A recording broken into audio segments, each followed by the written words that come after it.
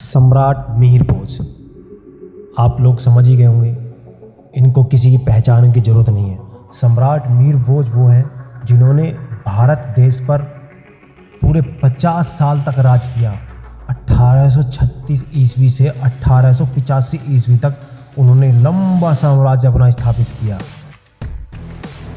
उनका साम्राज्य मुल्तान से पश्चिम बंगाल तक, गुजरात से कश्मीर, कर्नाटक तक फैला हुआ था।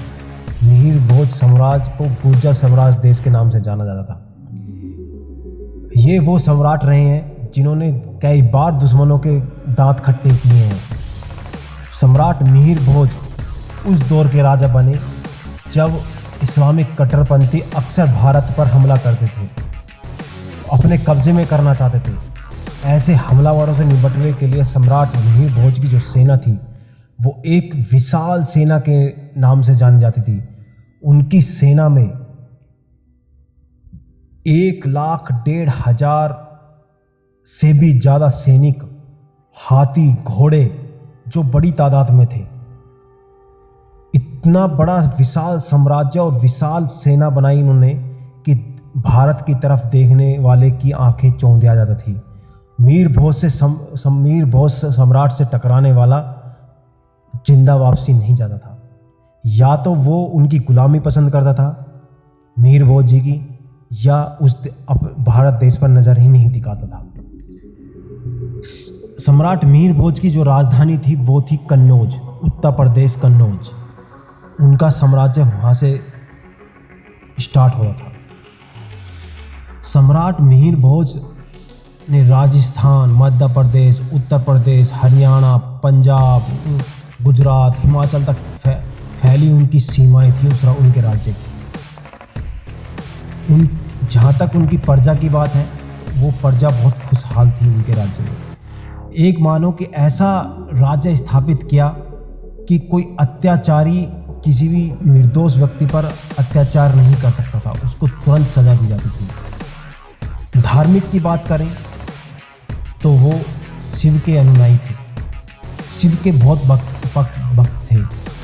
उनके साम्राज्य में राजधानी कन्नौज में 7 किले और 10,000 मंदिर उनके राज्य में थे। कन्नौज के अंदर सारा साम्राज्य धन वैभव से संपन्न था। उनके राज्य में व्यापार सोने और चांदी के सिक्के से तय किया जाता था। लेकिन सम्राट मिहिर भोज ने अरब, तुर्क, मुस्लिम आक्रमणकारियों को भारत की धरती पर कभी पांव रखने नहीं दिया।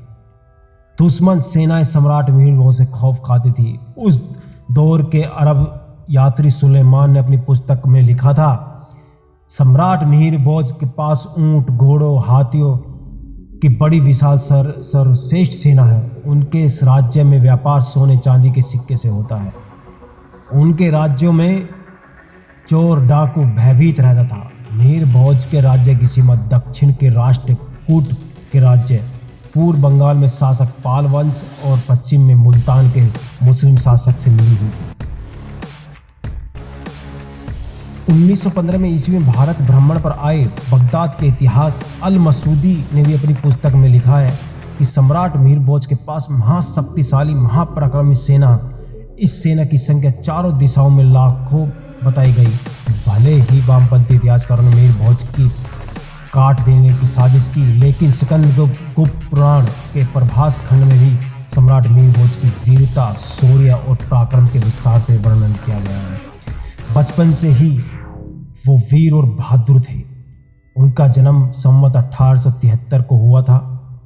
सम्राट मिहिर भोज की पत्नी का नाम था चंद्र भटारिका देवी, जो भाटी राजपूत वंश से बिलोंग करती थी।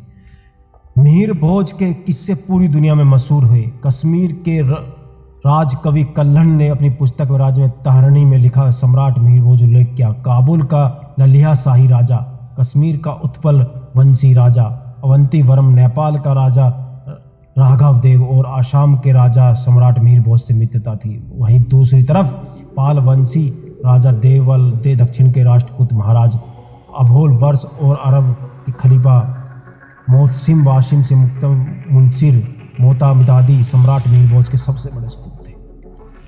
सम्राट मिहिर भोज के राज्य का विस्तार के लिए कई बड़े युद्ध लड़े। उनके बंगाल के राजा देवपाल के पुत्र नारायण लाल को उन्होंने युद्ध में भी परास्त किया।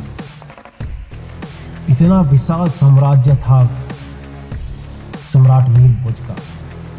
अरब शासक इमरान बिन मूसा को पराजित करके सिंधु को अपने कब्जे में अभिन्न अंग बनाया सम्राट मीर भोज ने। इस तरह सम्राट मीर भोज की सीमाएं काबुल से रांची और असम तक, हिमालय से नर्मदा नदी और आंध्र प्रदेश से गाठियावाड़ा से बंगाल तक। मीर भोज अरब के हमलावरों ने भारत में अपनी शक्ति बढ़ाने की नाकाम कोशिश की, लेकिन वह विफल रहे। शासक शौर्य और पराक्रम, वीरता और संस्कृति के रक्षक सम्राट मीर भोज के जीवन के अंतिम वर्षों में अपने बेटे महेंद्रपाल को राज सिंहासन सौंपकर संन्यास ले लिया और मीर भोज स्वर्गवास 1888 ईस्वी में 72 वर्ष की आयु में हुआ।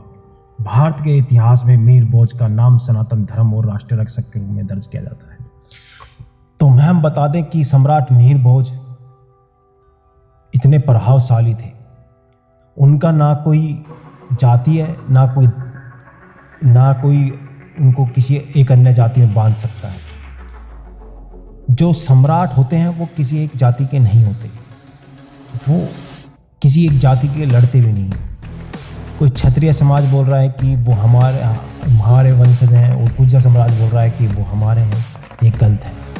क्षत्रिय समाज तो पहली बात तो गलत है। क्षत्रिय समाज जो है, क्षत्रिय समाज के अंदर सिर्फ 4 वर्ण हैं। क्षत्रिय समाज के 4 वर्ण, क्षत्रिय समाज के अंदर जाट, राजपूत, गुज्जर, अहीर, मराठा वो वीर कौम आती हैं जो एक छत्र नीचे देश की रक्षा के लिए करती हैं। क्षत्रिय का मतलब ही देश की रक्षा करने वाला होता है, भुजाओं में जिसकी ताकत होती है वो क्षत्रिय होता है। तो ये तो कहना गलत है कि हमारे क्षत्रिय थे। क्षत्रिय नहीं, क्षत्रिय कोई कास्ट नहीं, कोई धर्म नहीं है। तो मीर भोज किसी कास्ट को संबोधित नहीं करते हैं। मीर भोज देश के थे, वो क्षत्रिय थे, ना वो राजपूत थे ना वो गुज्जर थे, वो थे हिंदुस्तानी, भारत के महान सपूत। जय भारत, जय हिंद।